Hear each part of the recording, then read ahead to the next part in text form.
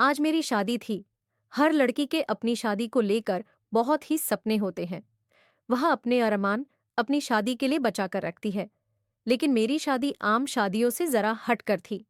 ये शादी कम और एक सौदा ज्यादा थी। मेरी मजबूरी का सौदा, मैं पैदा होकर अपनी ससुराल आ गई थी। मेरी ससुराल में सिर्फ मेरा पति और मेरे ससुर ही थे। मेरा स्वागत करने के लिए वहां पर कोई भी नहीं था। मुझे सीधा मेरे पति के कमरे में पहुंचा दिया गया। मैं सेज पर दुल्हन बनी बैठी थी। सादा सा जोड़ा पहने एक आम सी दुल्हन, जो दुल्हन कहीं से भी नहीं लग रही थी। आने वाले समय की सोच सोचकर मेरा दिल तेज तेज धड़क रहा था और हाथ पैरों पर भी कप कप हटकारी थी। मेरे माथे पर पसीने की बूंदें चमक रही थी। मैंने अपने पति के बारे में बहुत सी बातें सुनी थी जो मेरे दिमाग में घूम रही थी। कोई कह रहा था, अरे उससे शादी मत करो, वो तो पागल है। अरे वो तो साइको है। तुम्हारी जिंदगी नर्क हो जाएगी। तो मैं तो अच्छी पढ़ी लिखी लड़की हो, तो फिर क्यों उस पागल लड़के से शादी करने की बेवकूफी कर रही हो? एक के बाद एक शब्द मेरे दिमाग में गूंज रहे थे। घबराहट की वजह से मेरा गला भी सूख चुका था। मैं अपनी घबराहट पर काबू पाने की कोशिश कर रही थी कि तभी इतने में ही मेरा पति अंदर दाखिल हुआ। मैं थोड़ा और सिमट कर बैठ गई। वो मेरे पास मेरे बेड पर बैठ गया और मुझसे कहने लगा, अपना घूंघट उठाओ। मुझे उसकी यह बात बहुत अजीब लगी थी, लेकिन मैंने पहले ही अपने पति के बारे में बहुत कुछ अजीब बातें सुन रखी थी। इसलिए मैंने हैरान होना छोड़ा और मैंने उसकी बात को माना और अपना घूंघट खुद ही उलट दिया। घूंघट उलट ही जैसे ही मेरी निगाह अपने पति पर पड़ी, तो मैं चौंक उठी थी और उसने भी चौंक कर अजीब सी नजर से मेरी तरफ देखा था। कितनी देर तक वो टकटकी लगाए मुझे देखता रहा और फिर न जाने क्या हुआ, वो एकदम से उठकर कमरे से ऊपर छत पर चला गया। मैं भी हक्का बक्का सी अपनी बेड पर बैठी हुई थी। आखिर ये सब क्यों हुआ? अब कमरे में बैठना मेरे लिए दूभर हो रहा था। कमरे में मेरा दम घुट रहा था।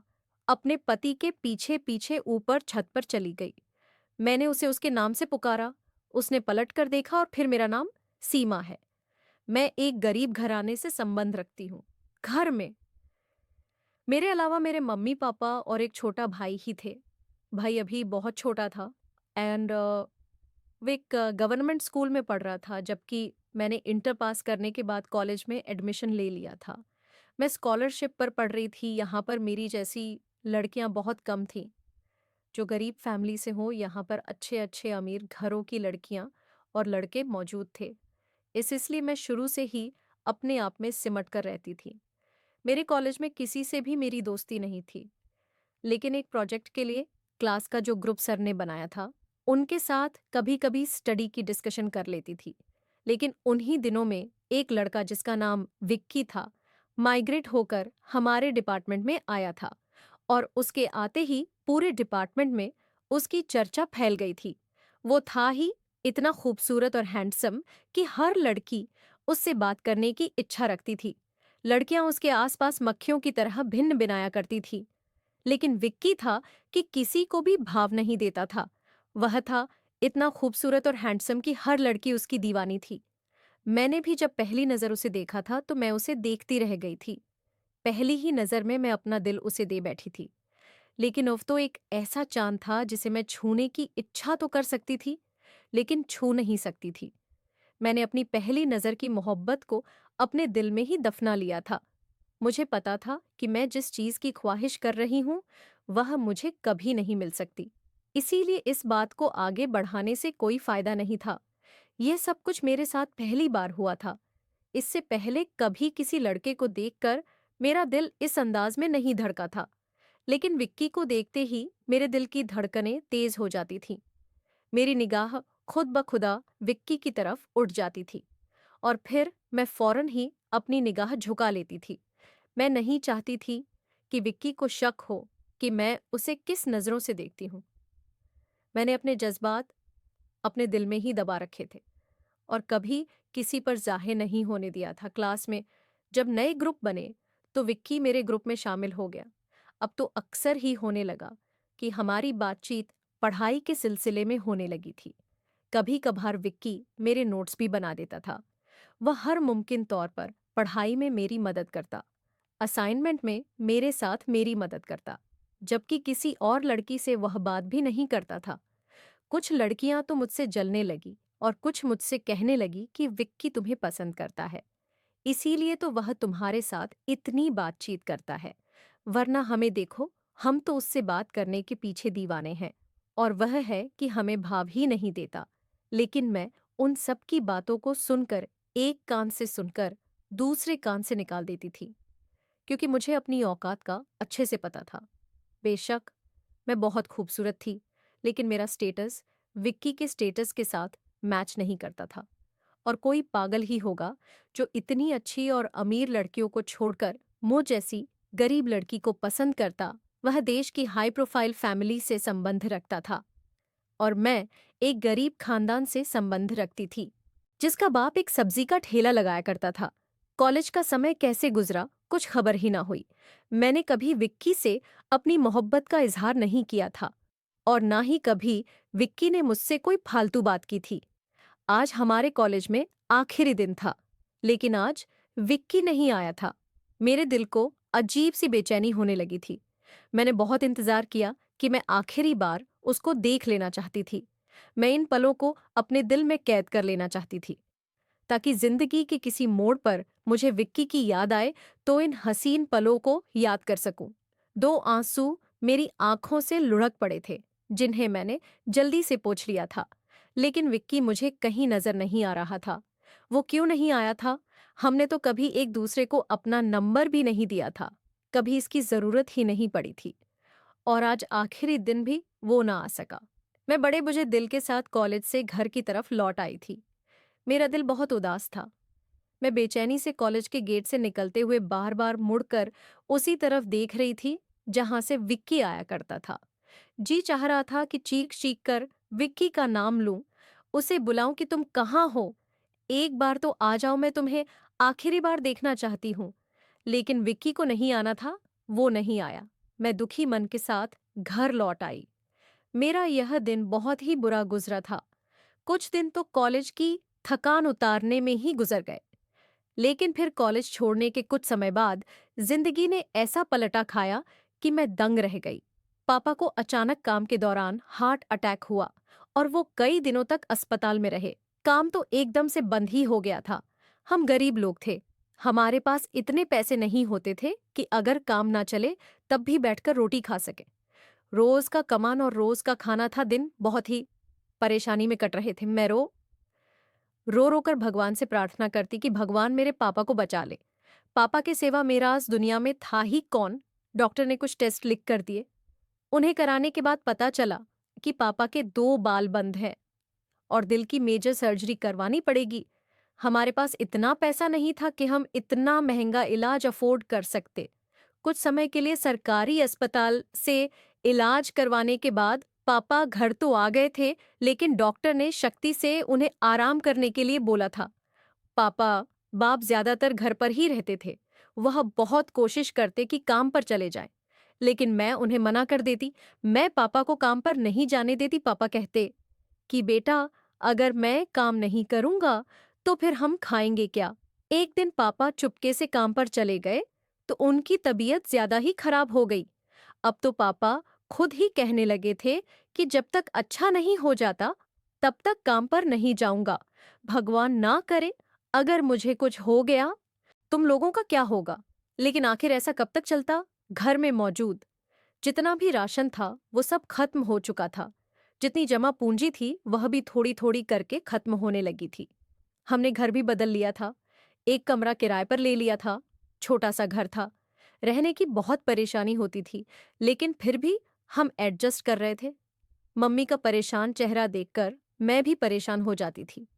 भाई तो अभी बहुत छोटा था, इसीलिए यह सवाल ही पैदा नहीं होता था कि भाई हमारी जिम्मेदारी उठाएगा, लिहाजा मुझे ही कुछ करना पड़ेगा।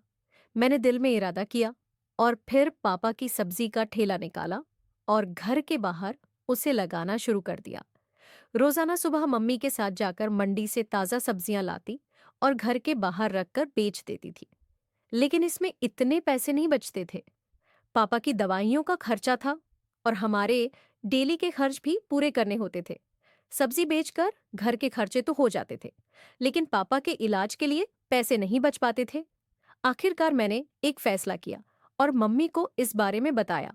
मम्मी ने मुझे बहुत मना किया, लेकिन मैं अपनी बात पर डटी रही। मैंने पापा से भी अनुमति ले ली।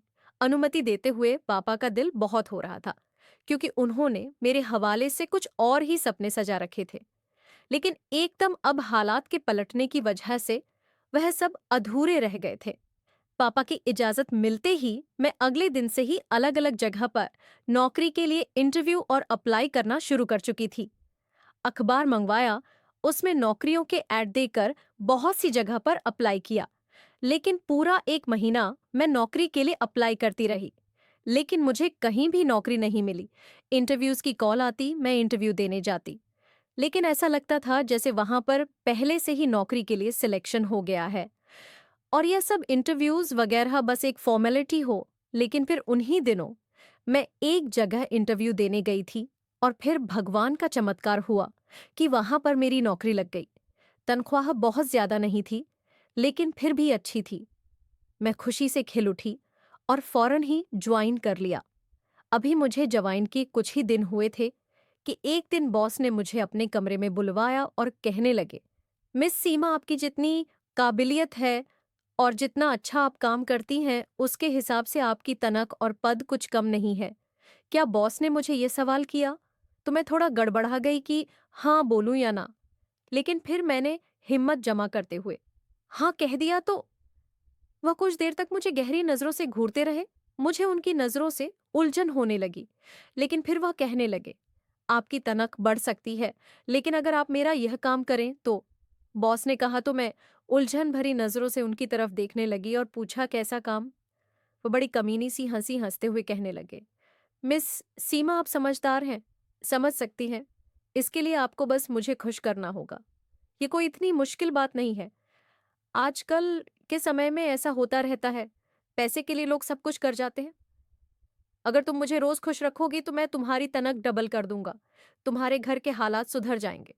बॉस मुझे नीचे से ऊपर तक घूरकर बोले। बॉस की बात सुनकर मेरे तो तन बदन में आग लग गई थी। मैं एकदम गुस्से से खड़ी हो गई और कहने लगी, तुम जैसे कमीनों की वजह से ही लड़कियां घरों से निकलने से करती हैं। मैं लानत भेजती हूँ तुम पर और तुम्हारे काम पर।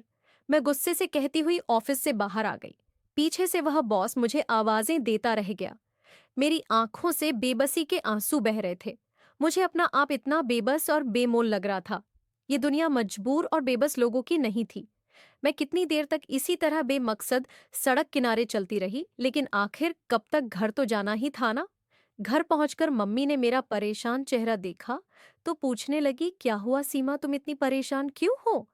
मम्मी के पूछने की देर थी कि मैं फूट फूट कर रोने लगी और मम्मी को सारी बात सच सच बता दी। मम्मी ने मुझे अपने साथ लगा लिया और हंसना देने लगी। बेटा, अब तुम घर से निकली हो तो तुम्हें इस तरह के बहुत से भेड़ियों का मुकाबला करना होगा। ऐसे बहुत से दरिंदे तुम्हारे रास्ते में आएंगे, लेकिन तुम्हें हिम्मत और समझदारी से काम लेना होगा। मम्मी ने उसके बाद मुझे बहुत देर तक समझाया और अब मैं काफी हद तक बहल भी गई थी। मम्मी की गोद में सर रखकर मुझे बहुत सुकून महसूस हो रहा था। अगले दिन मैं एक फिर नए इरादे और हौसले से एक नई जॉब देखने के लिए निकल पड़ी। मेरी किस्मत अच्छी थी कि जल्दी ही मुझे एक प्राइवेट कंपनी में जॉब मिल गई। ये नौकरी पहले वाली नौकरी से बहुत अच्छी थी। इसमें तनख् भी ज्यादा थी और पिक एंड ड्रॉप की सहूलियत भी थी मुझे। अब बहुत आसानी हो गई थी। यहाँ पर काम करते हुए मुझे 3 महीने हो गए थे। यहाँ का माहौल भी बहुत अच्छा था। मैंने आज तक सिर्फ अपनी कंपनी के हेड को ही देखा था। हालांकि दफ्तर में बॉस के बेटे की भी बहुत चर्चाएं होती थी। कोई उसे पागल कहता तो कोई उसे दीवाना कहता था, तो कोई उसे साइको केस कहता था। लेकिन मैंने अभी आज तक उसे नहीं देखा था। शायद वह दफ्तर आता ही नहीं था। कुछ मैं भी अपने काम से काम रखती थी। लेकिन फिर उन्हीं दिनों बॉस ने लेडी वर्कर्स की एक अर्जेंट मीटिंग बुलवा और उनकी तरफ से एक अजीबोगरीब ऐलान सुनने में आया। बॉस ने कहा कि जो भी लड़की मेरे बेटे के साथ शादी करेगी और उसके साथ पूरे 24 घंटे गुजारेगी तो मैं उसे बहुत बड़ी रकम इनाम के तौर पर दूंगा। मुझे अपने बॉस की यह बात बिल्कुल भी अच्छी नहीं लगी थी। ना जाने उनके बेटे में क्या समस्या थी कि बॉस ने इस तरह का ऐलान किया था। बार बार ये बात सुनने को मिल रही थी। कोई भी लड़की बॉस के बेटे के साथ शादी करने के लिए तैयार नहीं थी, लेकिन बार बार यह बात सुनकर मेरे दिल में यह ख्याल आ रहा था कि इतने ज्यादा पैसे मिलेंगे तो क्यों ना मैं ही बॉस के बेटे से शादी कर लेती हूँ। जो भी रिश्ता मेरे बॉस के बेटे से बनेगा वो जायज और कानूनी रिश्ता होगा। मैं कोई नाजायज काम तो नहीं कर रही। 24 घंटे के लिए सही वो मेरा पति होगा, और पति होने के नाते उसका मेरे शरीर पर पूरा हक होगा। इसमें कुछ गलत नहीं है। 24 घंटे के बाद मैं उससे तलाक ले लूंगी, लेकिन बहुत से मिलने वाली इतनी बड़ी रकम से मेरे घर के हालात सुधर जाएंगे। मैं अपने पापा का इलाज करवा सकती हूँ। और फिर कौन सी यह शादी उम्र भर चलानी है? ये तो बस एक सौदा ही है। दिल बार बार मुझे समझा रहा था, लेकिन मैं अपने ख्यालों को झटक देती थी। दिल और दिमाग में एक जंग सी जारी थी, और फिर दिल जीत गया। मैं इस आग में कूदने का फैस करते हुए बॉस को हाँ कर दी। मेरी बात सुनकर मेरे बॉस बहुत खुश हुए थे, और उसी समय पंडित जी को बुलवाकर एक शुभ मुहूर्त निकलवा लिया। घर आकर मैंने मम्मी से बात की। मेरी बात सुनकर मम्मी तो हैरत से मेरी तरफ देखती रह गई थी। कुछ देर तक तो वह कुछ बोल ही नहीं पाई थी। वह मुझसे बहुत ज्यादा नाराज हो गई थी। मेरे पापा का रिएक्शन अलग नहीं था। दोनों ने मुझे इस काम को करने से मना किया, लेकिन मैं ठान चुकी थी, और सबसे बड़ी बात मुझे इन पैसों का लालच था जिससे मैं अपने पापा का इलाज करवा सकती थी। अगर मेरे पापा को कुछ हो जाता तो मैं जिंदगी भर खुद को माफ नहीं कर पाती कि भगवान ने मुझे इतना बड़ा मौका दिया था। फिर भी मैं इस मौके को हाथ से गंवा बैठी, और मेरी एक छोटी सी गलती से मेरे पापा का इलाज नहीं हो पाया, और फिर वह इस दुनिया से चले जाते। यही सोचकर मैंने अपने इस फैसले पर हाँ की मोहर लगा दी थी। मम्मी पापा को मैंने समझाने की बहुत कोशिश की, लेकिन वह किसी तरह समझ नहीं रहे थे। उल्टा वह मुझे समझाने बैठ गए, लेकिन अब मैं समझ और समझाने की हद से गुजर चुकी थी। इसीलिए मैंने उनकी बात नहीं मानी, और फिर मेरी शादी का दिन भी आ गया। एक छोटे से फंक्शन में हमारी शादी हो गई। मैं अभी तक अपने पति को नहीं देख पाई थी, लेकिन उसका नाम सुनकर मैं चौंकी जरूर थी। लेकिन इस नाम के तो बहुत से लोग होते हैं। और फिर यह विक्की बवाला विक्की तो नहीं हो सकता। जिस विक्की से मैं प्यार करती थी वह पागल तो हरगिज नहीं था, और इस विक्की को तो लोग पागल और साय को कहते हैं। मैं विदा होकर ससुराल आ गई, और फिर जब मैं कमरे में जिसे देखा तो मैं मेरे हैरत की हद न रही। मेरे सामने मेरा ही विक्की बेटा था, जिसे मैं दिल जान से मोहब्बत करती थी। मेरी आंखों से आंसू बह रहे थे। ये खुशी के आंसू थे, ये मेरी बेबसी के आंसू थे। मैं कह नहीं सकती थी। विक्की भी तो मेरी ही तरफ देख रहा था। मैंने उसे अपनी सारी कहानी सुना दी। वह बड़ी गहरी नजरों से और मोहब्बत भरी नजरों से मुझे ही देख रहा था। मैंने अपना सर झुका दिया, लेकिन मैंने उससे पूछा कि क्या हुआ? लोग तुम्हें साइको और पागल क्यों कहते हैं? आखिर तुम साइको और पागल क्यों हो गए? तुम्हारे बारे में ये बातें क्यों मशहूर हैं? मेरी बात सुनकर विक्की ने गहरा सांस भरा और कहने लगा, मैं जब कॉलेज में एडमिशन लेकर गया था तो वहां पर मेरी पहली ही नजर तुमसे टकरा गई थी। तुम एक तरफ बेंच पर बैठी अपने कुछ नोट्स बना रही थी, इतनी सारी मॉडर्न और फैशन की मारी लड़कियों में जिन्होंने मेकअप करके खुद को केक पेस्ट्री बना रखा था, तुम इससे बिल्कुल अलग, एक सादा सिंपल सी नजर आ रही थी। तुम्हारा चेहरा हर तरह के मेकअप से साफ था। सादगी में तुम्हारा हुस्न कयामत घर रहा था, और वही सादगी मेरे दिल पर बस गई थी। मैं तुम्हारी सादगी से इश्क कर बैठा था। उस समय तुम सफेद कलर का सूट पहने हुए थी। उसमें तुम किसी मासूम सी गुड़िया की तरह लग रही थी। मैं कुछ देर तक तुम्हें देखता रहा। ऐसा लग रहा था जैसे मेरे सामने किसी दूसरे जहां की कोई परी उतर कर आ गई थी मेरी जिंदगी में। तुमसे पहले भी कई लड़कियां आ चुकी थीं, लेकिन किसी लड़की पर मेरा दिल नहीं भरा था। वह लड़कियां बस टाइम पास के लिए मेरे पास आती थीं, लेकिन तुम्हें देखकर मैं पहली नजर में ही मोहब्बत का शिकार हो गया था, और मैं ही खड़े खड़े फैसला कर चुका था कि सिर्फ तुम्हें ही अपनी जीवन संगिनी बनाना है। और यह सोचते हुए एक सुकून सा मेरे शरीर में उतर गया था। तुम्हें देखना, तुमसे बात करना मुझे अच्छा लगने लगा था। उन्हीं दिनों मैंने पापा की तरफ से मुझ पर शादी का प्रेशर बढ़ाने लगे थे। दरअसल पापा ने हॉस्टल से मुझे घर बुला लिया था। मैंने पापा से तुम्हारे बारे में चर्चा भी की थी कि मैं अपने कॉलेज की एक लड़की से प्यार करता हूँ और मैं उसके बिना जीने के बारे में सोच भी नहीं सकता। लेकिन हम दोनों के बीच खड़ी पैसे की दीवार ने हमारे प्यार को पूरा नहीं होने दिया। पापा ने जब मुझसे तुम्हारे बारे में पूछा तो मैंने तुम्हारे बारे में सब कुछ सच सच बता दिया था कि तुम एक गरीब घर से संबंध रखती हो। तुम्हारे पापा एक सब्जी का ठेला लगाते हैं। इतना सुनते ही पापा भड़क उठे थे। पापा ने मुझे साफ साफ मना कर दिया।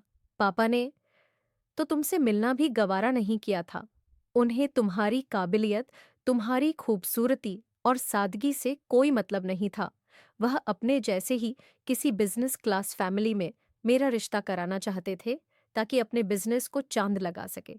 मैं उनकी इस बात से बिल्कुल भी एग्री नहीं करता था, लेकिन उन्होंने मेरी एक ना सुनी और एक जगह मेरा रिश्ता तय कर दिया। मैं इसीलिए आखिरी दिन कॉलेज नहीं आ सका था। मुझे पता था कि तुम भी मुझे पसंद करती हो। तुम्हारी आंखों में मैंने प्यार के रंग देख लिए थे। मैं आखिरी दिन तुम्हारी आस और उम्मीद नहीं तोड़ सकता था। मैंने अपने पापा की वजह से मजबूर था। पापा ने अपनी कसम देकर मेरा रिश्ता तय कर दिया था और आखिरी दिन कॉलेज जाकर मैं तुम्हारी आस उम्मीद कैसे तोड़ देता? किस मुंह से कहता कि मेरी मंगनी हो चुकी है। मैं तुम्हारी आंखों में आंसू बर्दाश्त नहीं कर सकता था। इसीलिए तो जानबूझकर आखिरी दिन कॉलेज नहीं आया था। मेरी मंगनी बहुत ही धूमधाम से हुई थी। मैंने पापा की मर्जी के आगे सर तो झुका दिया था, लेकिन उसके बाद मैं चुप चुप रहने लगा था। मेरी मंगेतर अक्सर मुझे बाहर ले जाने के लिए आती, मुझे महंगे महंगे तोहफे देती थी। वह मेरे साथ वक्त गुजारना चाहती थी, लेकिन मुझे यह सब बिल्कुल अच्छा नहीं लगता था। मुझे बार बार तुम्हारा ही ख्याल आता था।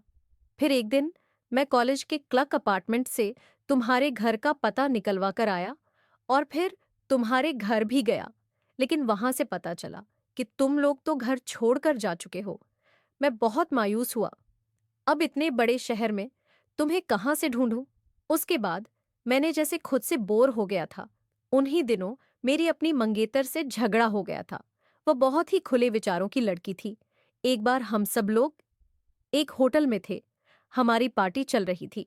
होटल के कमरे में ले जाकर वह मेरे साथ फ्री होने की कोशिश करने लगी। कहने लगी, विक्की, जो शादी के बाद होना है, अगर वह पहले हो जाए तो इसमें क्या गलत है? मुझे अब तुम्हारे बिना नहीं रहा जाता। वो मुझे जबरदस्ती किस करने लगी थी। मैंने उसे बेड पर धक्का दिया और घर आ गया। उसे इस तरह छोड़कर आना उसे अपनी इंसर्ट लगा था और उसने अपने पापा से मेरे पापा की शिकायत लगा दी। उसके बाद उसके पापा ने मेरे पापा से बात की और फिर घर में तूफान उठ गया था। पापा ने पहले तो मुझे बुरा भला कहा और फिर पापा ने मुझे साफ साफ वार्निंग दे दी कि मुझे अपनी मंगेतर से माफी मांगनी होगी और अपना व्यवहार सुधारना पड़ेगा, वरना उनके बिजनेस को बहुत बड़ा नुकसान हो सकता है। लेकिन मेरा ऐसा कोई इरादा नहीं था। ना तो मैं उस लड़की से माफी मांगना चाहता था, ना ही अपने रिश्ते को बेहतर बनाना चाहता था। नतीजा, हमारी मंगनी टूट गई। पापा मुझ पर बहुत गुस्सा हुए। फिर पापा ने एक और जगह मेरा रिश्ता पक्का कर दिया और मुझे उस लड़की से मिलने जुलने के लिए कुछ वक्त दिया। पापा चाहते थे कि हम एक दूसरे को समझ जाएं और फिर जल्दी ही हमारी शादी हो जाए, लेकिन मेरा दिल कहीं भी नहीं लगता था। पापा मुझे बहुत डांटते डपट अक्सर मुझे समझाते। कुछ समय बाद पापा को अब मेरी चिंता होने लगी थी। अब वो मुझे समय भी देने लगे थे, क्योंकि अब मैं बिल्कुल ही बदल गया था। हंसना तो बिल्कुल ही भूल गया था यार। दोस्तों के साथ पार्टी करना भी भूल गया था। धीरे धीरे मेरी दूसरी जगह से भी मंगनी टूट गई थी। मैंने पापा को साफ मना कर दिया कि अब मेरे लिए कोई रिश्ता ना देखे। मुझे अभी शादी नहीं करनी। मुझे कुछ समय दे। पापा मेरी हालत से परेशान रहने लगे थे। मैं धीरे धीरे कमजोर होता जा रहा था। पापा अपने इकलौते बेटे को दुनिया से अलग थलग बेजार होते नहीं देख सकते थे। उन्हें मेरी सेहत की चिंता सताने लगी थी। आखिर मैं उनका इकलौता बेटा था और पापा अपने इकलौते बेटे की को खोना नहीं चाहते थे। अब तो मैं रातों को चीख मारकर उठ बैठता था। लोग मुझे पागल और दीवाना कहने लगे थे। पापा मेरी हालत की वजह से बहुत परेशान थे। वह मेरा दिल बहलाने के लिए अक्सर मेरे दोस्तों को कॉल करके घर बुला लेते ताकि मैं खुश हो सकूं। लेकिन मैं कुछ देर के लिए तो बहल जाता था, लेकिन फिर मेरी हालत वैसी ही हो जाती थी। कुछ समय के बाद पापा ने हार मान ली और मुझसे कहने लगे कि तुम उस लड़की को ढूंढ लो। अगर तुम 1 महीने के अंदर अंदर उसे ढूंढने में कामयाब हो गए तो मैं तुम्हारी शादी उसके साथ कर दूंगा, वरना फिर तुम्हें मेरी बताई हुई लड़की से ही शादी करनी पड़ेगी। मैंने पापा की शर्त मान ली। मैंने तुम्हें बहुत ढूंढा, तुम्हारे मोहल्ले में गया, वहां से तुम्हारा नया पता लिया, लेकिन उन्होंने जो पता दिया था वह गलत निकला। तुम्हारे पापा के बारे में मुझे कुछ नहीं पता था, इसलिए 1 महीना कैसे गुजर गया मुझे कुछ खबर नहीं हुई। मेरे पास तो री कोई तस्वीर भी नहीं थी और ना ही तुम्हारी किसी से दोस्ती थी जिससे मैं तुम्हारे बारे में पूछ सकता। जैसे ही महीना खत्म हुआ, पापा ने मुझे तुम्हारे बारे में पूछा तो मैं हारे हुए अंदाज में पापा से कहा कि वह जिस भी लड़की से मेरी शादी करेंगे मैं तैयार हूँ। पापा बहुत खुश हुए थे और फिर अगले ही दिन उन्होंने कहा कि मैंने एक लड़की के साथ तुम्हारी शादी तय कर दी है। मैंने पापा से कुछ नहीं पूछा कि लड़की कौन है, कैसी है। अब मेरे अंदर जिंदगी जीने की कोई उमंग ही नहीं बची थी। जब शादी हुई तो उस समय पापा ने तुम्हारा नाम लेकर कहा कि सीमा मेरे ऑफिस में काम करती है, बहुत अच्छी लड़की है, वह तुम्हें जरूर पसंद आएगी, मेरी पसंद पर भरोसा रखो। मैं तुम्हारा नाम सुनकर चौंक गया था, लेकिन मैंने सोचा कि सीमा नाम की सिर्फ एक लड़की नहीं हो सकती। लेकिन आज तुम्हें अपने कमरे में देखकर मैं हैरान हो गया हूँ। शायद कुदरत ने हमारा मिलन लिख रखा था, इसलिए हमारा नसीब जुड़ गया और हम एक दूसरे से मिल गए। और देख लो, आज हम एक हैं। विक्की ने कहते हुए अपना हाथ आगे किया तो मैंने उसके हाथ पर अपना हाथ रख दिया। विक्की ने मेरे हाथ को चूम लिया और मेरे हाथ में एक डायमंड की रिंग पहना दी। मैं बहुत खुश थी। जिसको चाहा था आज वह मुझे मिल गया था। विक्की ने आंखों में शरारत भरते हुए कहा, सीमा मुझसे दूर मत रहो, मैं तुम्हारे लिए बहुत तड़पा हूं, मेरी बाहों में आ जाओ। मैं भी बिना देर की विक्की की बाहों में समा गई थी। पूरी रात मैं विक्की की मोहब्बत में भीगती रही। आज मैं बहुत खुश थी। भगवान ने मुझे सब कुछ दे दिया था। अगली सुबह मैं और विक्की बहुत खुशी कमरे से बाहर निकले थे और जाकर पापा से मिले। पापा हम दोनों को साथ देखकर खुश और हैरान हुए थे। फिर हम दोनों को एक साथ गले लगा लिया। उनकी आंखें भीग गई, शायद वह भी विक्की की हालत की वजह से बहुत ज्यादा परेशान थे। विक्की को खुश देखकर उन्हें अच्छा लगा था। हमने मिलकर नाश्ता किया। विक्की थोड़ी थोड़ी देर बाद मुझे हर चीज उठा उठा कर पेश कर रहा था। मुझे अच्छा लग रहा था। मेरे ससुर हैरान गोइथोंग और लड़की से मोहब्बत थी और फिर एक रात में ही अपनी पत्नी का दीवाना कैसे बन गया। वह सच्चाई नहीं जानते थे। सच्चाई तो सिर्फ मैं और विक्की ही जानते थे। पापा कहने लगे, विक्की क्या बात है, तुम्हें एक ही रात में अपनी पत्नी से मोहब्बत कैसे हो गई? विक्की ने अपने पापा की तरफ देखा और कहा, शुक्रिया पापा, जो आपने मुझे इतनी बड़ी खुशी दी है। विक्की यह कहते हुए अपने पापा के गले लग गया। मेरे ससुर की आंखें भीग गई।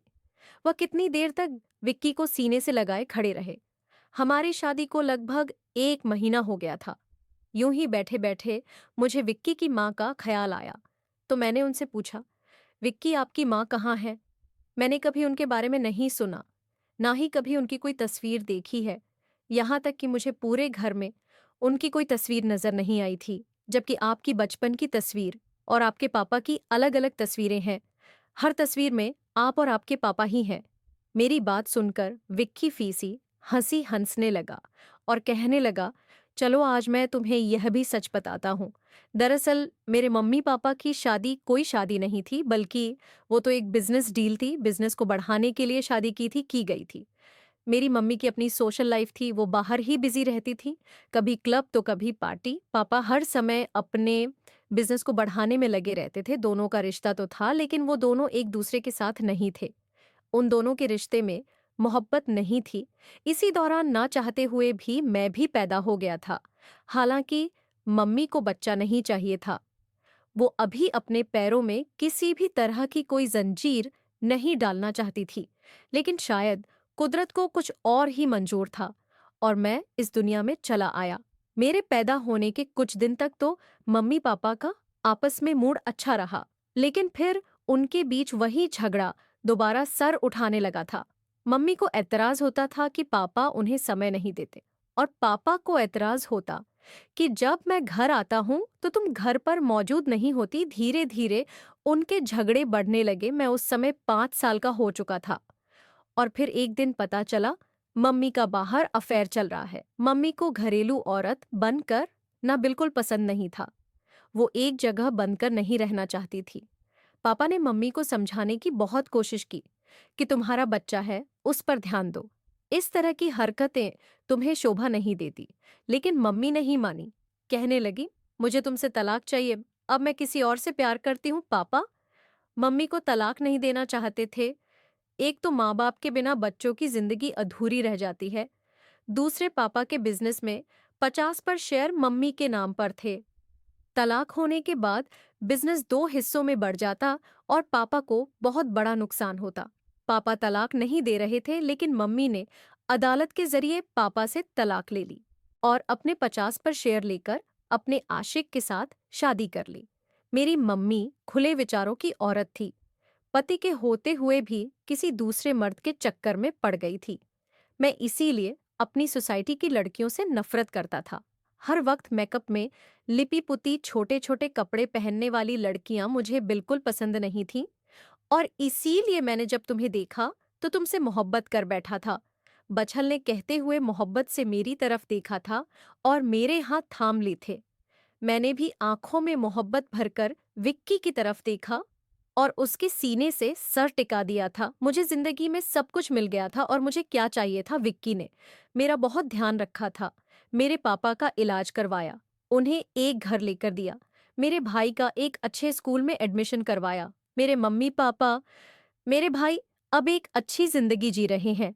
विक्की से मुझे कोई शिकायत नहीं है, बल्कि मैं भगवान का धन्यवाद करती हूँ कि मुझे विक्की जैसा पति मिला है।